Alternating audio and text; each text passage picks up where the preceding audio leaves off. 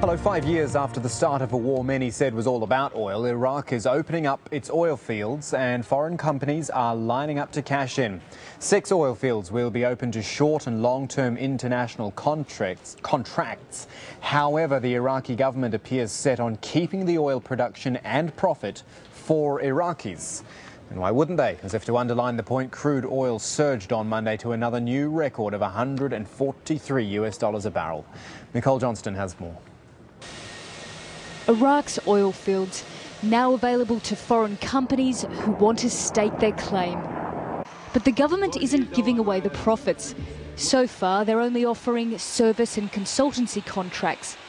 The oil companies wanted a share of the income, called a production sharing agreement. Instead, they'll simply be paid to develop the fields. The standard form of contract to be offered to these companies will be a service contract, not a production sharing agreement. The detailed format of the contract will be explained to the Iraqi people, the true owners of the Iraqi riches. Iraq hopes to sign these contracts within a year. In the meantime, it will use international oil companies for advice. But these deals still haven't been signed. These are consultancy kind of contracts for technical support, and we have still not reached any agreement with any company. We are losing time. The idea at the time, at the beginning of the year, when some of the companies were invited to render technical support, was to bridge the gap. But even without the contracts, foreign oil companies are already operating in Iraq, working for free to get a head start on their competitors. And here's where they are. Up north in Kirkuk is Shell. In the south near Basra, BP is in the Rumaila oil field. Close by is ExxonMobil in Al Zabiya. Also in the south are consortiums including Chevron, BHP Billiton and Total. There's another wild card in this debate, and it's up north in Iraqi Kurdistan. Here the regional government says the constitution gives the oil reserves to them. What are the Kurds going to do?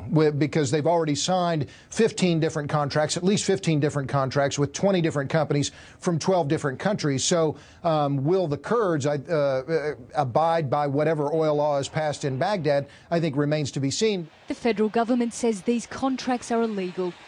Meanwhile, the standoff continues over the country's national oil law. It's been in limbo for 2 years, while the regions battle with Baghdad over who owns the oil. And there's a third force to be reckoned with, foreign oil companies. But this time round, Iraq is controlling the profits. Nicole Johnston, Al Jazeera. Earlier on the news hour, Jane Dutton spoke to Dr. Kamil Mahdi, a senior lecturer in Middle East economics at the University of Exeter. He says this announcement is a worrying development. If what we hear is correct, that a number of companies are being invited to provide technical support for a number of fields, each company being invited to advise on one field, covering virtually all of Iraq's current production.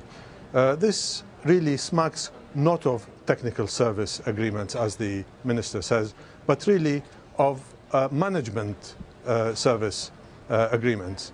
And this is quite worrying in the context that these companies will also be in a position to bid for whenever any production sharing or production sharing like agreements are offered.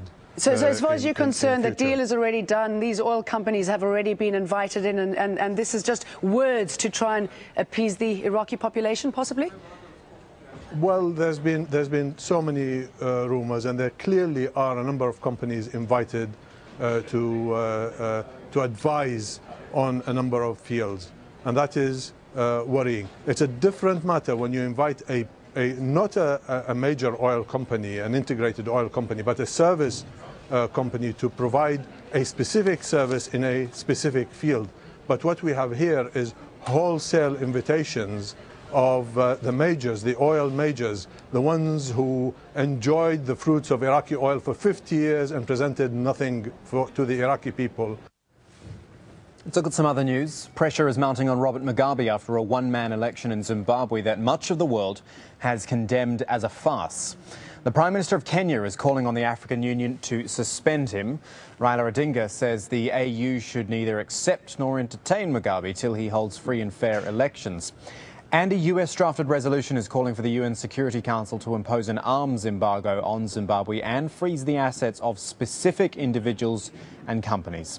But Mugabe's fellow leaders have avoided any strong criticism at an African summit in Egypt. That's where Amr El-Kaki sent this report. Just hours after his controversial swearing in as Zimbabwe's president, Robert Mugabe walked into the African Union summit in Sharm el-Sheikh looking for a boost for his disputed legitimacy. Zimbabwe's election was not originally on the summit's agenda, but Mugabe's attendance made it the focus of attention. African leaders, most of whom didn't exactly come to power through democratic means, were not prepared to criticize him directly. The summit's host, Egypt's President Hosni Mubarak, didn't even touch on Zimbabwe when he spoke of the need to solve the continent's disputes.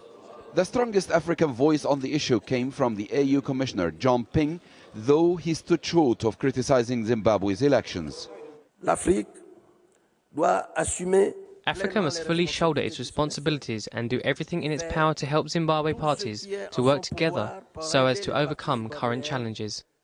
But the United Nations was adamant something has to be done and done soon. The Secretary General's deputy called the situation in Zimbabwe a grave crisis and told African leaders this is the moment of truth.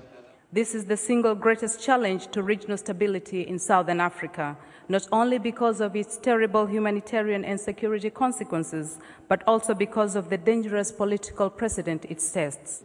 If any indication, the first day of the 53-nation gathering showed how Africa's development needs can't be isolated from political reform. The continent's real issues seemed overshadowed by how to deal with Mugabe, a topic that apparently divided African leaders. Whether the African leaders' silence was out of diplomacy or out of fear, that's not clear. President Mugabe had threatened to point fingers at his fellow heads of states if anyone were to criticize him.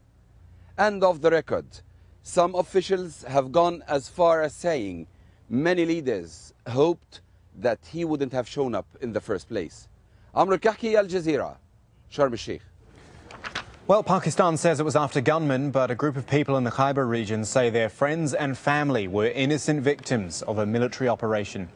8 civilians were killed, several more were injured in an attack on the headquarters of a local religious leader. The strike came on the 3rd day of a Pakistani paramilitary offensive in and around the northwestern city of Peshawar.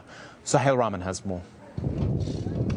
A military attack in the early hours of Monday left up to 8 civilians dead and several injured in the Bara Tensil area of the Khyber Agency. The target, the headquarters of a local religious leader, Haji Namdar. The nighttime aerial assault left large parts of the village in ruins. Local people rushed to help free survivors trapped under the rubble. Up to 12 are still unaccounted for. Haji Namdar survived the attack, but denies any anti-state activities and denounced the assault as unjustified by the provincial government. We were praying when we heard the explosions. We tried to find out what happened and were told a missile hit a house. We think 6 were sleeping there at the time. All the circumstances are very unclear. However, the build-up continues in and around the Peshawar area. The military moving in convoy to areas beyond the regional capital. Their hardware on full display, sending a strong message out to those in the vicinity that they mean business. Military checkpoints leading into the tribal areas have seen a visible increase in personnel and munitions. Civilians searched going in and out. The aftermath of military assaults is visible across the Khyber Agency, as these exclusive Al Jazeera pictures show. In Bara, the meeting places for local armed religious groups accused by the authorities of anti-state behaviour have been targeted.